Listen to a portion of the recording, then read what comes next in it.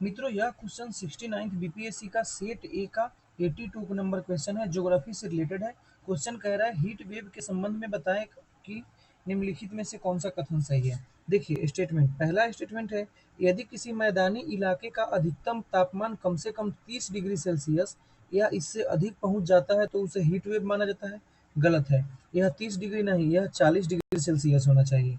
वहीं दूसरा स्टेटमेंट है यदि किसी पहाड़ी इलाके का अधिकतम तापमान कम से कम 40 डिग्री सेल्सियस या इससे अधिक तक पहुंच जाता है तो उसे हीट वेव माना जाता है। यह भी स्टेटमेंट क्या है, गलत है। पहाड़ी एरिया में 30 डिग्री सेल्सियस होनी चाहिए और समतल प्लेन एरिया में 40 डिग्री सेल्सियस होनी चाहिए। तो इसका दोनों के दोनों कथन क्या है, गलत है। तो इसका आंसर क्या हो जाएगा, डी हो जाएगा। देखिए हीट वेव क्या होता है, हीट वेव आपदा पैदा करने वाला एक खतरा होता है। इसमें ऊंच तापमान की स्थिति होती है और इतना ज़्यादा ऊंच तापमान हो जाता है कि जो पब्लिक हेल्थ की इमरजेंसी भी आ सकती है। ठीक है, और दूसरी बात, हीट वेव का कुछ प्रभाव होता है जैसे कि सन बर्न की घटना। सन बर्न की घटना का मतलब होता है कि त्वचा का रंग क्या हो जाएगा, आपका पिंक हो जाएगा, जिसके परिणाम स्वरूप क्या होगा, त्वचा में जलन होगा, दर्द होगा, चक्कर भी आ सकती है, सिर में दर्द आना होता है।